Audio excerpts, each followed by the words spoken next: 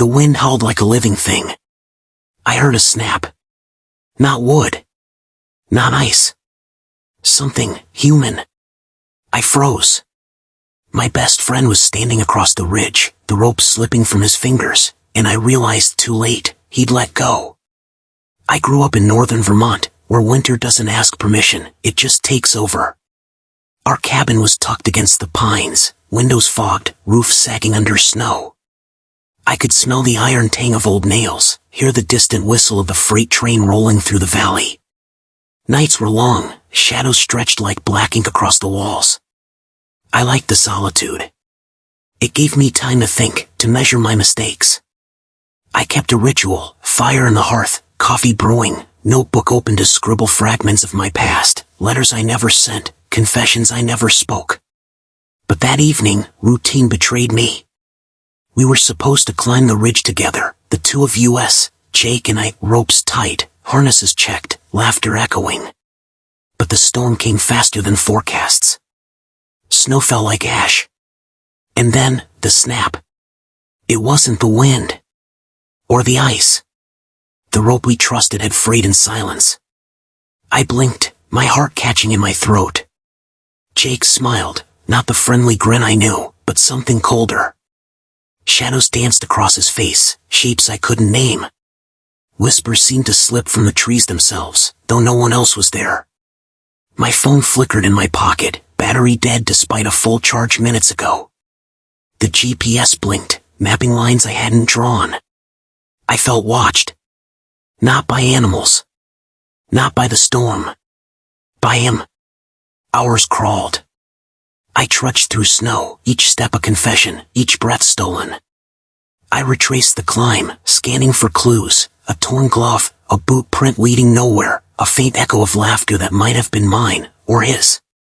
I found the journal he'd left behind in the cabin, pages coated with frost.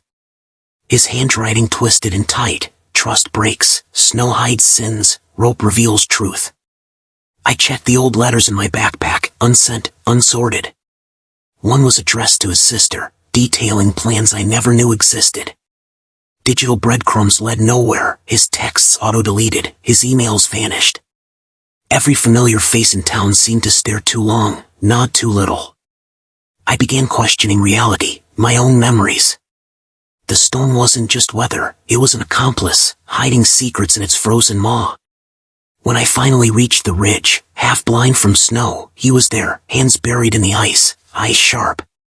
"You always thought you could trust me," he said, voice low, venom-coated. "But trust is just a rope." And I cut mine. I staggered back, disbelief clawing at me. Memories shifted, the forgotten argument, the vanished journal, the nights I assumed he was alone. He had orchestrated it, every frayed rope, every misdirection. And I had followed blindly. He smiled again, but this time the warmth was gone. He was the storm. The wind roared as we circled each other. I lunged for him, he slipped behind a snowdrift.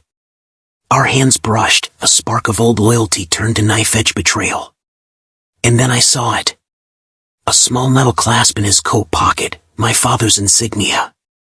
The man who raised him, the stories he told, the blood oath I never understood, he was tied to everything. Not just the storm, not just the ridge, but a decades-old vendetta I had stumbled into blindly. "I warned you," Jake whispered. "This was never about the climb. It was about survival.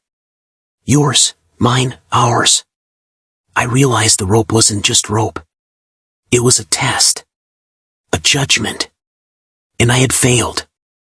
I survived. Barely. Hypothermia had a way of stripping ego, memory, and identity. Jake disappeared into the storm, leaving me to drag my body down, to face the authorities, to explain a story too bizarre to believe. I lie awake now, coffee cooling in my cup, staring at the frost on the window pane. Trust is a rope. Some we hold, some we sever. Some snap on their own. And some are cut intentionally, leaving you dangling over the abyss, wondering what true survival really costs. I still hear the snap at night. I still wonder if he's out there, waiting, watching. And sometimes, in the corner of the ridge, I swear I see a rope swaying in the wind.